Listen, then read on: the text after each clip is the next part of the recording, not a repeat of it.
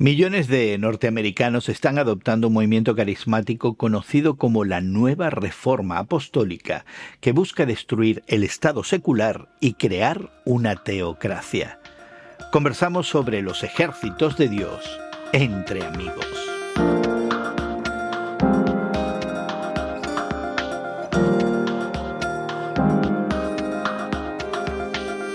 Gracias por acompañarnos entre amigos, esta conversación semanal sobre la fe cristiana y el mundo contemporáneo, que en el día de hoy tenemos Elsa Masón y tu amigo Gerson García. Hoy conversamos sobre un artículo que encontramos en el semanario The Atlantic, que nos inquieta sobre un supuesto ejército de Dios creciente en los Estados Unidos y las implicaciones que podría tener no solamente para este país donde conversamos hoy, los Estados Unidos, pero para el resto del mundo. Pero antes queremos invitarte a que encuentres y escuches Entre Amigos con Gerson García en tu plataforma de podcast favorita. Puedes encontrarnos en YouTube, Spotify o Apple, entre otras. También te invitamos a que compartas esta conversación en tus redes sociales y permitas a tus amigos y seguidores participar de este tiempo juntos. Y Elsa, es un placer tenerte con nosotros en el día de hoy y conversar de estos temas que están presentes en las noticias, y quizás aquellos que estamos conectados con el mundo de la fe, de la teología, miramos con más inquietud. Quizás no todo el mundo lo ve de la misma manera, pero esta imagen de una batalla entre las fuerzas de Dios y Satanás ha sido parte del imaginario de la cristiandad desde que la Iglesia imperial a comienzos de la Edad Media empezara, ¿no? La batalla en estos días también parece ser contra las fuerzas satánicas que ahora muchos en Estados Unidos consideran ser el gobierno, los negocios, la educación, la familia, las artes, los medios de comunicación, incluso algunas formas de religión, ¿verdad? Así que queremos conversar en el día de hoy acerca de este toque de atención que nos da la revista The Atlantic, acerca de estos ejércitos de Dios que planean enfrentarse de alguna manera a esta sociedad secular en la que vivimos. ¿A ti te sorprendió el artículo de alguna manera? El artículo me sorprendió por donde fue publicado. No esperaba que una revista como The Atlantic prestara atención a esta ola, ¿no?, creciente que existe dentro del cristianismo norteamericano, que se llama la Nueva Reforma Apostólica, ¿no? Se está auto llamando, y creo que parece que algunos ya le están queriendo cambiar el nombre, ¿no? No solamente es teológica, tal vez empieza con esas raíces de una oración ferviente, tratando de que los Estados Unidos regresen, o no necesariamente regresen, sino que se transformen en una especie de teocracia, un país dominado netamente por Dios, primeramente por Dios, pero es muy a la manera de cómo estén este grupo de personas, teólogos, laicos, unidos en esta oración, pero unidos también con una misma visión de cómo quieren que los Estados Unidos se transformen y regresen, digamos, a los caminos de Dios. Una de las cosas que a mí me llamó la atención de este artículo es el hecho de que lo concreta en un movimiento que al parecer tiene nombre y apellidos, ¿no? La Nueva Reforma Apostólica, porque creo que en los últimos años, quizás las últimas 3 décadas, hemos visto este movimiento de una asociación de un conservadurismo político con un entendimiento muy particular de tradiciones cristianas, con una cristiandad a la americana, y lo hemos visto no concretarse de una manera tan específica, ¿no?, en un movimiento, pero más bien en una serie de ideas que pululan en ambientes cristianos, particularmente entre los evangélicos blancos de los Estados Unidos. Así que me sorprendió que tenga este nombre, que haya esta concretización de que existe la Nueva Reforma Apostólica y que The Atlantic la haya identificado de esa manera. Yo siempre la tomé más como una serie de ideas que circulan, que permean de alguna manera ambientes del cristianismo norteamericano y que también están pasando a otros países, particularmente en nuestra América Latina, pero no como un movimiento tan concreto con nombre y apellido. La verdad, eso me sorprendió bastante. Sí, y también el lugar o los lugares donde se está dando como puntos de origen a lo largo de la nación, de los Estados Unidos, ¿no? Estas casas de oración donde las 24 horas del día, de cada día de la semana, hay personas que están dedicadas a estar orando por esta transformación a su manera, de acuerdo a sus interpretaciones muy particulares de lo Ujú. que es el reino de Dios manifestado en el presente Ujú. en los Estados Unidos. Así Creo es. que es una característica muy particular de este movimiento, y para que una revista como The Atlantic esté tomando nota, no lo veo mal de que nosotros también, como personas que estamos dentro del evangelicalismo norteamericano, también tomemos nota de lo que está Ya, sucediendo. y para aquellos de nuestros amigos que nos escuchan fuera de los Estados Unidos, pues tampoco están tan lejos. Yo tengo amigos en España y en algunas otras partes del mundo hispanoparlante y veo muchas de estas retóricas repetirse en los medios sociales, ¿no? En las redes sociales, de aquellos que son mis amigos o que siguen algunos de mis comentarios, ¿verdad? Y no es tan exclusivo de los Estados Unidos. Estas ideas que tampoco son muy nuevas, Elsa. Porque yo Ujú. inmediatamente que leí el artículo y vi la descripción que se daba, me acordé de lo que se conoce en la historia del cristianismo como la Iglesia Imperial, ese movimiento que surge cuando el emperador declara al cristianismo como la fe oficial del imperio, y hay una serie de cambios, algunos positivos, ¿verdad? Algunos de nosotros que nos identificamos más con la reforma radical pensamos que no lo fueron tanto, que eran más negativos que otra cosa, ¿verdad? Y que al final hicieron mucho daño, pero que se producen, ¿no? Donde ahora el imperio y la iglesia pues no tienen una distinción, son uno y el mismo, ¿no? Y la Iglesia Ujú. entonces pretende convertirse en la madre y maestra del emperador, y surge el papado y se ubica en el centro del Sí, imperio uno de los y problemas, Gerson, no creo que, bueno, ya ves los efectos, ¿no? De este movimiento que se dio en ahí, el siglo tercero ahí tenemos con la el historia de emperador la Edad Media, Constantino. sí, así es. Pero la Iglesia imperial y sus influencias y Sí. efectos pueden durar hasta siglos. Mira, en España se cancela la Inquisición en la Constitución de 1812, así que haz la cuenta cuánto nos duró ese concepto de la Iglesia imperial y el daño que hizo, ¿no? Sí, lo que pasa es que hay movimientos a lo largo de la historia donde el cristianismo o diferentes denominaciones o ramas, ¿verdad?, del cristianismo se unen al poder de su tiempo y de su geografía, se dan de la mano y dejan de fuera, hasta castigan, muchas veces hasta con la muerte, aquellos que no se alineen al 100% con sus creencias. Te puedo decir, en aquel tiempo, ¿no? Estás hablando de la Edad Media, si no te alineabas con el catolicismo al 100%, sobre todo en tu país, en España, con aquello de la Inquisición, si eras un cristiano creyente en la Biblia, pero que eras un poquito diferente al catolicismo de su tiempo, pues ahí estaba también la Era hoguera. mejor quemarte el cuerpo para salvar Sí, el esa alma. era su bandera, Así era su es. bandera. Entonces, no era tanto la libertad de expresión, la libertad de religión. Hay muchas cosas que se pierden cuando la religión, no estamos hablando ya ni siquiera del cristianismo, puede ser otra religión, puede ser el Islam, ¿no?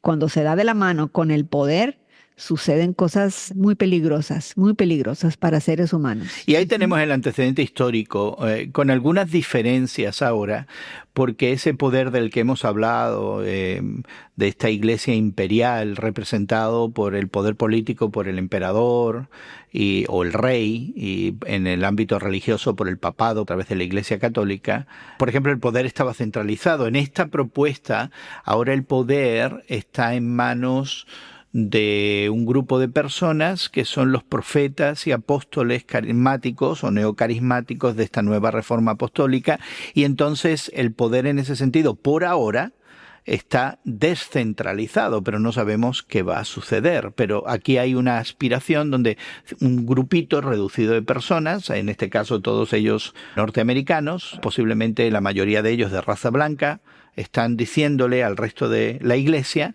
cuáles son los designios divinos, cómo vivir su vida, y no solamente a la Iglesia, pero al resto de la sociedad, e incluso a aquellos que no comulgan con sus ideas o con la fe cristiana. Y esta es la nueva propuesta. Así que hay algunas salvedades, aunque se parece mucho a las propuestas de la Iglesia Imperial. Ahora, entre otras diferencias, es esta descentralización del poder. Es descentralización, sin embargo, creo que están conectados entre sí, Gerson. Y tal vez es una red, por el momento, de líderes autodenominados apostólicos, como lo dices tú, pero que tal vez, en esta evolución que está teniendo, tal vez llegue a centralizarse. No sabemos los efectos que vaya a tener, pero sin embargo, está teniendo, por el momento, efectos no solamente a nivel de nuestra fe. Esta influencia que el Atlantic que está denominando una influencia creciente en los Estados Unidos, es muy particular y creo que de cierta manera puede llegar a callar algunas voces dentro del mismo cristianismo de personas de fe, líderes incluso de fe, que empiecen a callarse por la presión de disentir, en vez de ser valientes y decir, hay que tener cuidado, ¿verdad?, con estas manifestaciones de nuestra fe que no representan al cristianismo en general. Así es. Y el que no encaje en la visión, en la propuesta, en la teología de este movimiento, pues es excluido o incluso, peor aún, pudiera ser sancionado de alguna manera. La revista The Atlantic describe este movimiento como algo místico, emocional, a su manera, tremendamente utópico. Dice que es transnacional, o sea que aunque está basado en Estados Unidos, está militantemente presente en otros países, multirracial, interesantemente, algo no muy común en movimientos religiosos en los Estados Unidos, abiertamente político, o sea, de una militancia política conservadora fuerte. Y dicen que es de carácter antidemocrático, ¿verdad?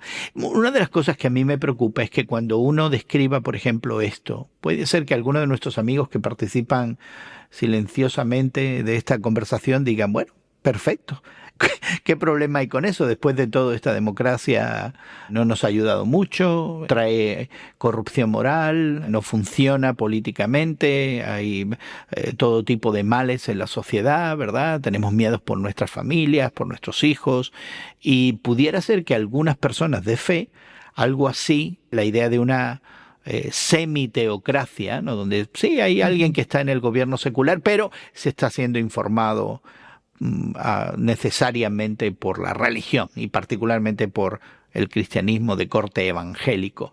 Algunas personas dirían, eso es fantástico, yo me apunto a eso. Y yo lo veo con cierta preocupación. Preocupación y sospecha. Yo creo que cuando empezamos a alinear nuestra fe a la política, en vez de la política a nuestra fe, corremos el peligro de permitir que nuestros líderes políticos no rindan cuentas bajo las mismas reglas de fe que tenemos nosotros.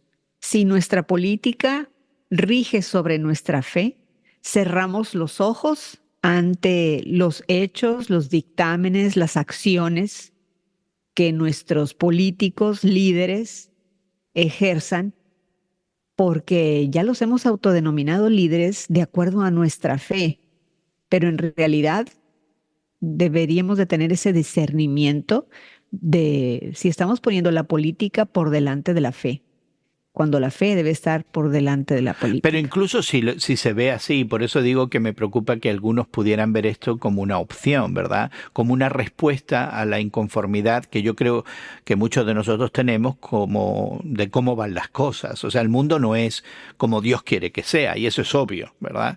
Pero claro, me pregunto si la solución entonces es crear una teocracia. Sí, es cierto que en la tradición cristiana vemos imágenes de un Cristo que es rey, que gobierna, pero eso está por venir. Y eso lo va a traer el mismo Cristo, no lo voy a traer yo con mi manera de votar o mis opciones políticas, ni lo va a traer ningún visionario, ni ningún profeta, ni ningún apóstol, ¿verdad? Lo va a traer Cristo en su momento, cuando Él ha prometido regresar, arreglar las cosas, y esa es la expectativa de la Iglesia. En ese momento, esa materialización completa del reinado de Cristo se establece, se hace obvia para todo el mundo. Eso es diferente, ¿verdad? Pero la idea de enforzar de alguna manera ese reinado de Cristo en el tiempo presente a través de vicarios, de sustitutos, me parece antibíblica. Y sin embargo, de nuevo, muchos la considerarían como una muy buena opción para arreglar las cosas que están mal y para evitarnos los miedos que tenemos acerca de todo lo que está a nuestro alrededor. Yo quizás, Elsa, tengo que confesar que yo reacciono a eso negativamente por mi experiencia, habiendo nacido y crecido en la primera década y media de mi vida en un sistema político donde no había separación entre la Iglesia y el Estado. Y España en esa época se consideraba un Estado confesional católico. Y el primado, el cardenal primado de España, se sentaba en las Cortes, en el Parlamento español, en una posición de honor antes que el presidente del gobierno. Y todo se supeditaba a la Iglesia católica. ¿Qué pasaba con aquellos que no éramos católicos?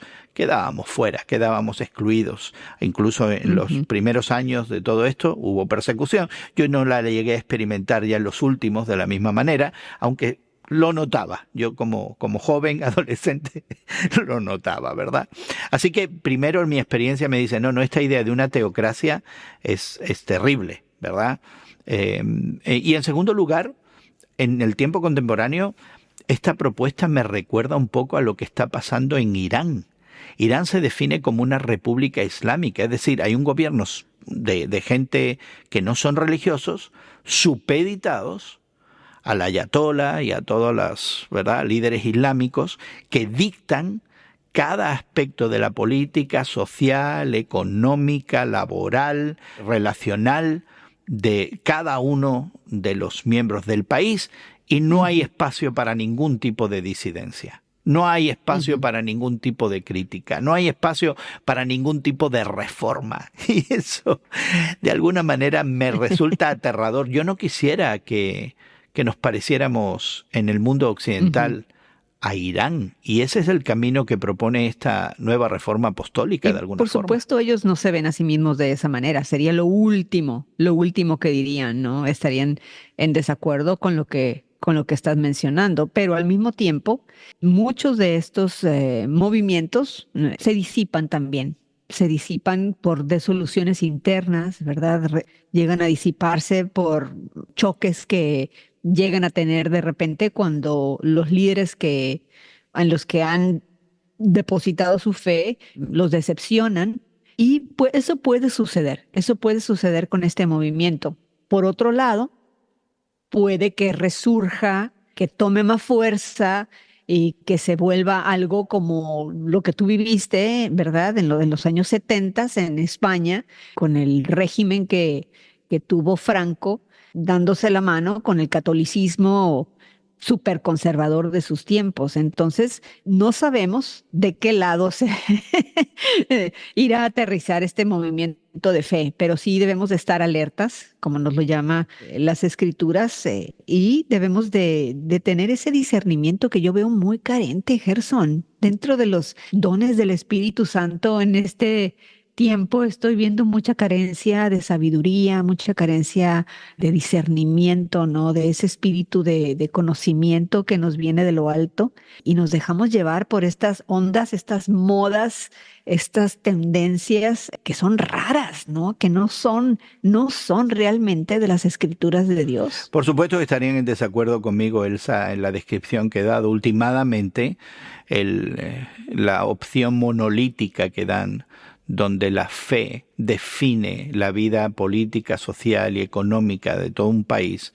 No digo la fe en términos generales, sino una fe en términos absolutistas, una fe interpretada de ciertas maneras, ¿no? Donde no hay espacio para la disidencia. Y si no hay la posibilidad de comentario, de disidencia, de crítica, de distanciamiento, de observar desde otro ángulo, perdemos la capacidad de conversación y por tanto la capacidad de autorreformarnos, ¿no? Y ese es un principio esencial en la Reforma, que justamente la Reforma protestante en el siglo XVI justamente luchó contra un sistema monolítico donde no había posibilidad de diálogo. Y la Reforma quería hacer eso, quería ser reforma, no separación.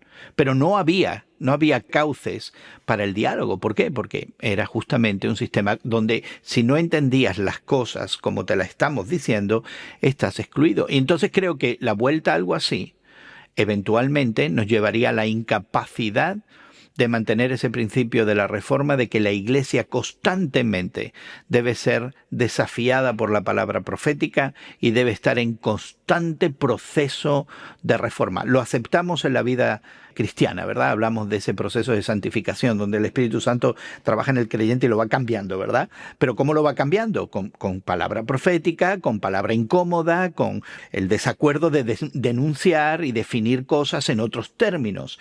Y si nosotros eliminamos eso, haciendo de esto algo monolítico, una sola interpretación, una sola manera de verlo, es así, y no hay cabida para nada más, además, añadido a todas estas otras ideas políticas y nacionalistas que no tienen nada que ver con el Evangelio, porque eso es parte de eso de lo que no hemos hablado, creo que estamos previniendo a la misma Iglesia, no ya a la sociedad, pero a la misma Iglesia de tener esta actitud profética ante el mundo de constante desafío, porque ahora ya no, supuestamente todo está bien, ¿no? Si Dios está gobernando a través de sus profetas que le dicen a los políticos lo que tienen que hacer, todo debe ir maravilloso, no debe haber problema. El reino finalmente se materializó, no hace falta que Cristo regrese para arreglar las cosas porque ya las arreglamos nosotros. Entonces aquí hay una serie de elementos que, aunque muchos de nosotros decimos, sí, ¿cómo me gustaría, verdad, que el cristianismo y las ideas cristianas influyeran y definieran la sociedad? Claro, buscamos eso, pero cuando se convierte en normativo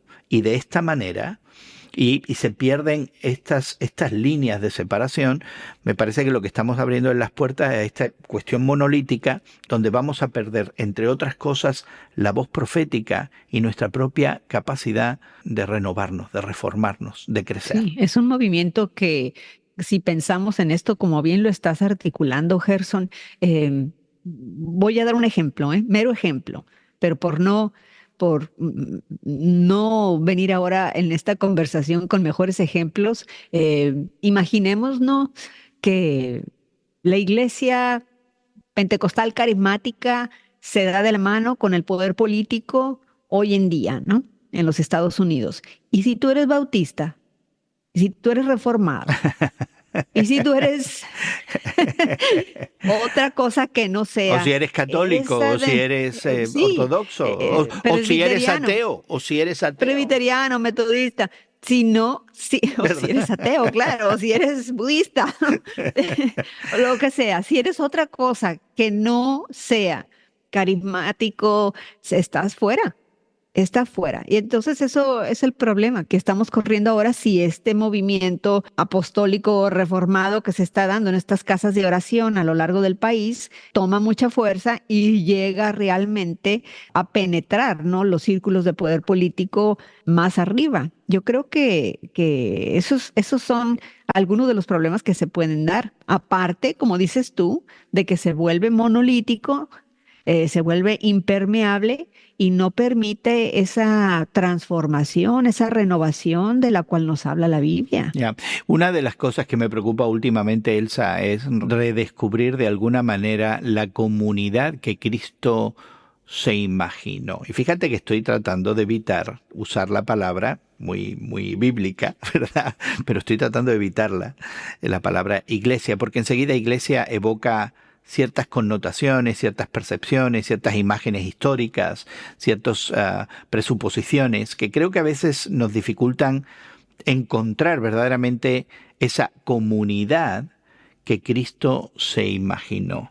Y últimamente he estado dándole vueltas al coco en cuanto a eso. ¿Cómo sería esa comunidad que Cristo se imaginó, más allá de todos los artificios que le hemos añadido a través de tantos siglos, ¿no? Y me preocupa eso. ¿Y no sería una manera de empezar a considerar todas estas cosas desde esa perspectiva? Ir a la base y preguntarnos ¿cómo es la comunidad que Cristo se imaginó? ¿Cuál es la función de la comunidad que Cristo se imaginó en este mundo justamente mientras Jesucristo regresa. La comunidad que Cristo se imaginó, Gerson, era una comunidad abierta, una comunidad donde en contra de algunos de los apóstoles que querían que el cristianismo se basara netamente en un judaísmo, eh, el Espíritu Santo les reveló que todos pueblos, toda nación estarían bienvenidos a recibir el Evangelio de Jesucristo y las puertas del cielo estarían abiertos para recibir la vida eterna,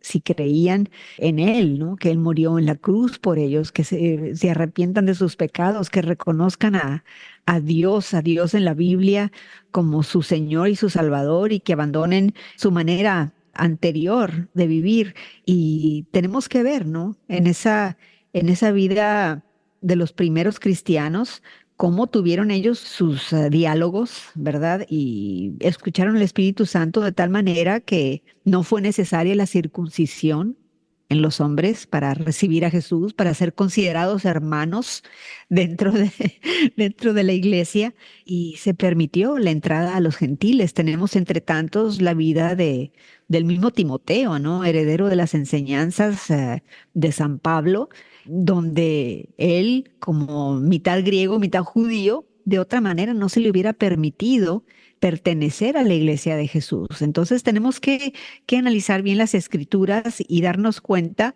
de que debemos de leer todas las escrituras, escudriñarlas como los bereanos y no nada más escoger lo que nos conviene de acuerdo a nuestras tendencias políticas, a nuestras tendencias sociales, a nuestra manera de ver el mundo perfecto, muy particular, cuando debemos siempre estar sometidos a lo que el Señor nos dice y a través de ese diálogo que existe muchas veces entre personas que son un poquito diferentes a nosotros. Pues quisiéramos dejarte con ese desafío, quizás de explorar esa comunidad que Cristo imaginó, volviendo a las Escrituras, mirando en el Evangelio, en el Nuevo Testamento, entendiendo la tradición en la que esa revelación se produce, esa intención para una comunidad que sí tenía que ser transformadora de su sociedad, pero no a través de la espada o a través de la fuerza o a través de la imposición política o la creación de leyes, pero a través, como decía bien Elsa, de esa obra del Espíritu. Y quisiéramos invitarte a que escuches y descargues nuestro podcast cada semana, que encontrarás en tu plataforma de podcast favorita. Lo puedes buscar y descargarlo como Entre Amigos con Gerson García. En Apple, Google y Spotify también encontrarás los enlaces a los recursos que hemos mencionado, los artículos y algunos otros recursos que pensamos podrían complementar bien esta conversación. También podrás dejarnos tus comentarios y, por supuesto, encontrar otros archivos con otros temas que pudieran interesarte. Así que búscanos, encuéntranos, descárganos, únete a nuestra comunidad. Te animamos a que compartas en tus redes sociales también y que invites a otros a ser parte de esta conversación, y encontrarás también enlaces a las redes sociales al descargar nuestro podcast en tu plataforma favorita. Agradecemos mucho a nuestros equipos técnicos en México y Estados Unidos que hagan posible que esta conversación llegue hasta ti. Gracias, Elsa, también por acompañarnos en el día de hoy. Espero que pases un buen día. Y a nombre de todo este equipo, tu amigo Gerson García se despide de ti hasta otro momento en el que nos unamos a conversar entre amigos.